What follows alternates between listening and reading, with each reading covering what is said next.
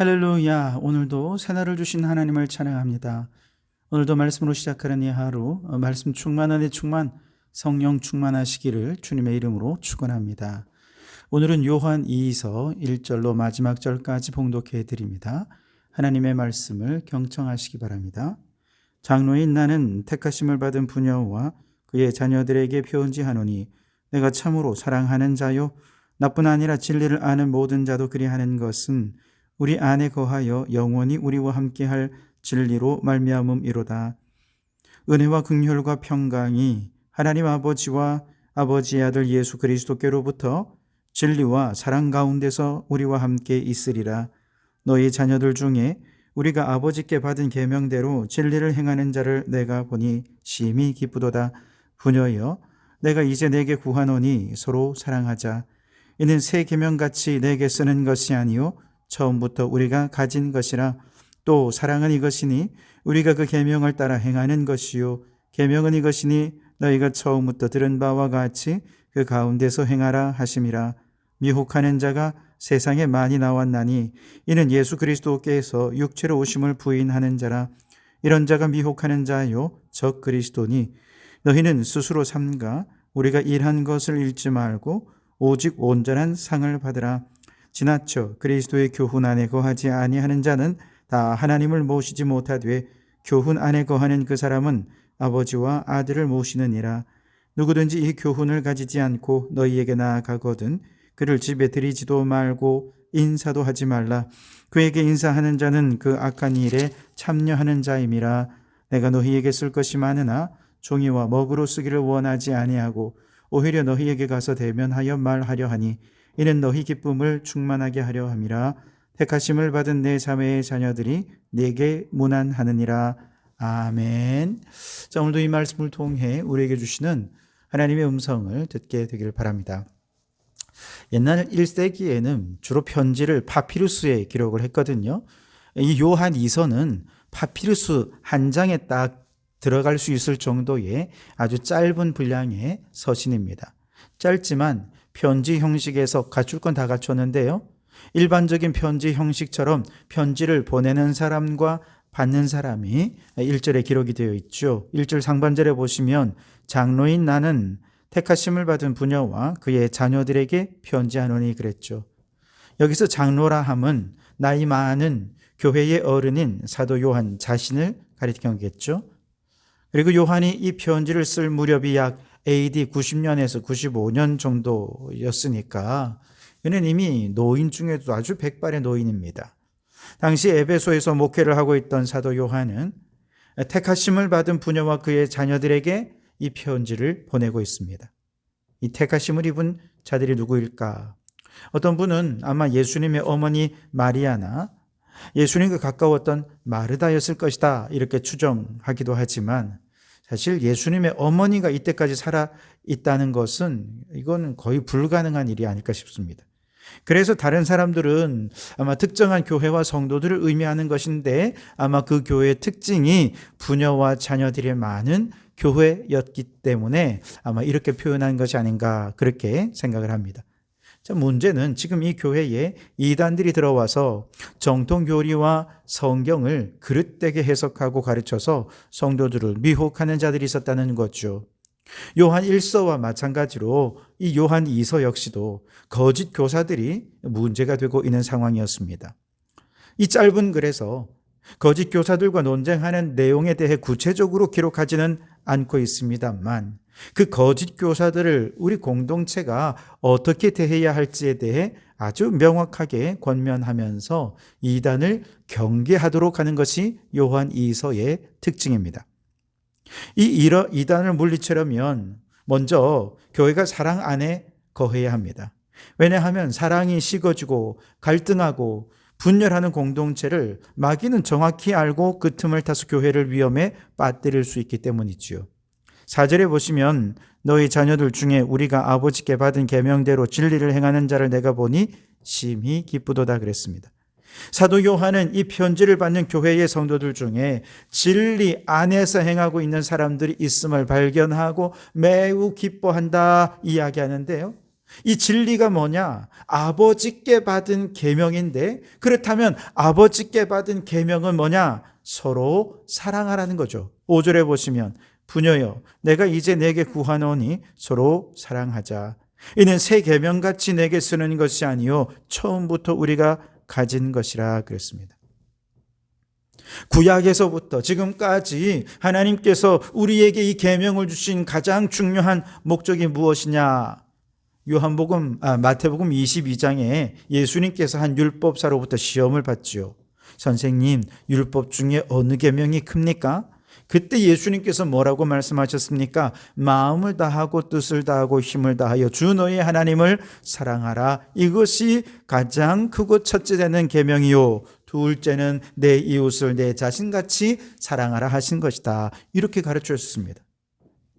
한마디로 구약의 모든 말씀은 하나님 사랑, 이웃 사랑으로 정리될 수 있다는 것이죠.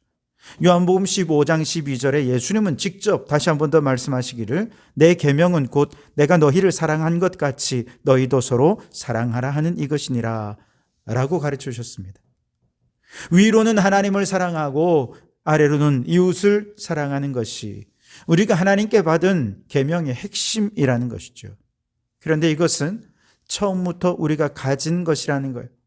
사랑은 우리가 신앙을 갖게 된 이유이고 우리가 살아가야 할 신앙의 모범이며 장차 완성해 가야 할 신앙의 목표인 것입니다. 그렇기 때문에 예수님을 믿는다 말하면서 사랑하지 않는다면 그것은 마치 뜨거운 아이스 아메리카노라고 말하는 것처럼 모순이 된다는 거죠. 그런데 유대인들이 이걸 잘 몰라서 실천하지 않은 게 아니에요.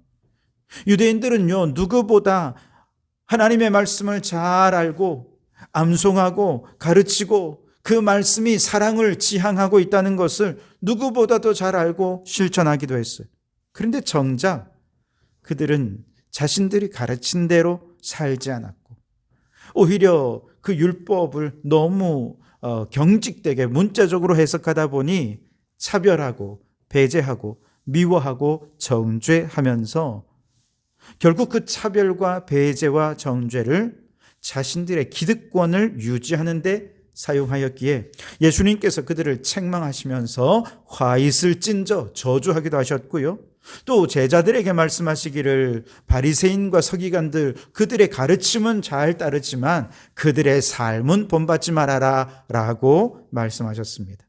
자, 그런데 지금 이 편지를 받아보는 교회 공동체에서는 이 사랑의 계명을 너무 잘 순종해서 사도 요한의 기쁨이요 하나님의 기쁨이 되는 공동체가 되었다는 것이죠. 여러분, 오늘 우리 교회도 서로 진심으로 사랑하고 일관되게 사랑할 수 있길 바랍니다. 하나님께서 우리가 서로 사랑하고 아버지께 받은 계명대로 진리대로 행하면서 서로 사랑하고 사랑 가득한 믿음의 공동체를 이룰 때 하나님이 참으로 기뻐하실 줄 믿습니다. 자, 그런데 먼저 이렇게 사랑에 대해 강조한 이유가 있다 말씀드렸죠. 바로 이단을 대처하기 위해서입니다. 7절에 보시면 미혹하는 자가 세상에 많이 나왔나니 이는 예수 그리스도께로서 육체로 오심을 부인하는 자라. 이런 자가 미혹하는 자요 적 그리스도니 그랬습니다. 여기 7절 맨 앞부분에 우리나라 말로 번역이 되어 있지는 않지만 헬라어로 보면 호티라고 하는 단어가 제일 먼저 나와요. 이게 뭐냐 하면 왜냐하면이라는 접속사입니다. 다시 말해서 앞부분에 우리가 계명대로 사랑하며 그렇게 살아가는 모습을 하나님이 기뻐하시고 또 사도도 기뻐한다 이런 사랑에 관한 얘기를 하면서 왜 내가 이 사랑 얘기를 하느냐 하면 그 다음에 바로 미혹하는 자 적 그리스도 때문이다 라고 말하는 거죠. 서두에 말씀드린 것처럼 이 짧은 내용 안에 이단과 논쟁하고 변증하는 자세한 내용은 적기는 어려웠을 것입니다. 그래서 여기서 강조하는 것은 미혹하는 자, 적그리스도에 대해 어떤 태도를 취해야 되겠느냐. 가장 먼저는 우리가 먼저 사랑으로 똘똘 뭉쳐서 이단이, 마귀가, 적그리스도가 틈타지 못하는 교회가 되게 해야 된다라고 하는 것이고요. 그리고 일단 이단이 틈탔을 때 우리는 어떻게 해야 되느냐. 첫째, 스스로 삼가야 된다 말씀합니다. 8절에 보시면 너희는 스스로 삼가라. 우리가 일한 것을 잃지 말고 오직 온전한 상을 받으라 그랬습니다. 스스로 삼가라 무슨 뜻입니까? 끊임없이 말씀과 기도를 통해 스스로의 영적 상태를 잘 살펴서 진리에서 벗어나지 않도록 하라는 것이죠. 사도들이 전해준 복음의 전통 위에 잘 서 있는지, 혹시라도 이단 때문에 그걸 잃어버리진 않았는지 끊임없이 돌아보라는 뜻입니다. 다시 말해, 만약에 성도들이 이렇게 미혹하는 자, 적그리스도의 꾀임에 넘어가 버리면 사도들이 생명 바쳐 일궈놓은 복음의 열매들, 그 아름다운 신앙의 정통들을 다 잃어버릴 수 있기 때문에 이거 잘 살펴야 된다. 스스로 삼가라 라고 말씀하시는 거죠. 이렇게 잘 살펴서 믿음의 유산을 잘 지키면 온전한 상을 받게 될 것이라 말씀합니다. 여기서 온전한 상이라는 표현은요, 어디에 등장하는 표현이냐면 룻기에 한번 등장합니다. 룻이 시어머니 나오미를 따라 모압에서 이스라엘로 들어오죠. 그래서 어머니의 하나님을 나의 하나님으로 섬기겠습니다. 그러면서 시어머니를 잘 공양했죠. 그리고 그 사랑과 헌신의 모습을 본 보아스가 룻에게 한 말인, 이 축복의 말이 이것입니다. 룻기 2장 12절에 여호와께서 내가 행한 일에 보답하시기를 원하며 이스라엘의 하나님 여호와께서 그의 날개 아래에 보호를 받으러 온 내게 온전한 상 주시기를 원하노라 그랬습니다. 여러분, 이때 온전한 상 주시는 분은 누구이십니까? 하나님이십니다. 룻이 아주 어려운 형편 속에서도 믿음을 지키고 어머니를 사랑하고 그렇게 하나님 사랑, 이웃 사랑, 그 사랑을 잘 했을 때 하나님께서 그에게 온전한 상을 주시기를 그렇게 기도했던 것처럼, 지금 이 초대교회에 이단의 잘못된 가르침에 미혹되지 않고 끝까지 신앙을 지키며 성도들을 사랑하고 하나님을 사랑하는 성도들에게 하나님께서 반드시 온전한 상을 주실 줄 믿는다라고 고백하는 것이죠. 여러분, 우리도 그렇게 온전히 하나님 사랑, 이웃 사랑을 잘 지켜서 하나님 주시는 온전한 상을 받아 누릴 수 있게 되기를 바랍니다. 둘째로, 이 미혹하는 자들에 대해 우리는 어떤 태도를 취해야 되느냐? 아주 단호히 절연하는 태도를 취해야 됩니다. 10절과 11절에 보시면 누구든지 이 교훈을 가지지 않고 너희에게 나아가거든 그를 집에 들이지도 말고 인사도 하지 말라. 그에게 인사하는 자는 그 악한 일에 참여하는 자임이라 그랬습니다. 좀 냉정한 것 같아도 사랑이라는 이름으로 이단자들까지 품지 말라는 것입니다. 저 신천지 교인들이 교회 안에 몰래 침투했다가 자신들의 정체가 탄로나면요, 그들이 제일 먼저 하는 일이 교회가 사랑이 없다는 거예요. 교회가 사랑이 없어서 신앙생활 좀 제대로 해보려는 나를 내쫓는다고. 어쩜 교회가 이렇게 냉정할 수 있냐고.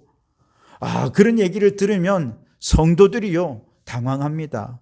맞아, 교회는 사랑이 있어야 되는데 왜 이런 사람을 품지 못하는 거지? 그러면서 목회자를 공격하는 이단들의 마음을 같이 공격한다는 것이죠. 성도들 중에는 그동안 인간적인 관계를 맺고 정이 쌓인 분들도 있지 않겠습니까? 이분들도 덩달아서 말합니다. 그래, 아무리 이단이라도 이렇게 너무 차갑게 대하는 것은 사랑이 있어야 될 교회에서 해야 될 일이 아니야. 그러면서 그들의 꾀임에 넘어가는 경우들이 있어요. 그렇게 해서 이단들은 쫓겨나가더라도 교회 안에서 서로 불신하고 미워하는 그런 상처를 내고 나가는 거죠. 사랑 없는 교회에 상처받았다며 이단과 같이 교회를 나가는 사람들이 또 생겨나기도 한다는 거예요. 결국 이단의 호의를 베풀고 사랑이라는 이름으로 여지를 보이게 되면 결국 사람들이 마음의 상처를 입거나 이단의 교리에 현혹될 수 있기에 이단과는 교제 자체를 금하도록 강력하게 교훈을 주고 있는 것이죠. 그러므로 여러분, 이단이 틈타지 못하도록 먼저 우리 성도들은 사랑으로 똘똘 뭉쳐야 하겠습니다. 그러나 그 사랑의 범위가 절대로 이단에까지 넘쳐서는 안 됩니다. 일단 이단이 분별이 되면 먼저 스스로 삼가서 미혹되고 있지는 않은지, 선조들로부터 받은 신앙의 유산을 잃어버리지는 않은지 잘 살펴보실 수 있길 바랍니다.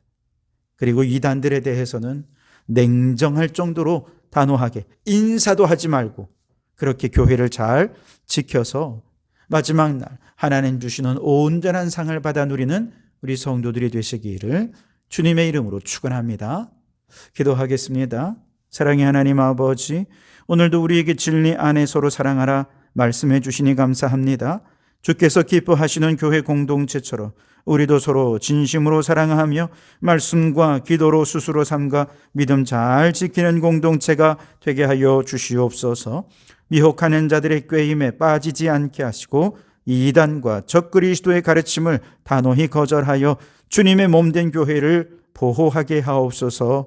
주님, 우리 공동체가 사랑으로 하나 되어 하나님께 받은 계명대로 진리를 행하며 하나님의 기쁨이 되는 교회가 되게 하시고 끝까지 지켜낸 성도들에게 온전한 상을 허락하여 주시옵소서. 예수님 이름으로 기도하옵나이다. 아멘.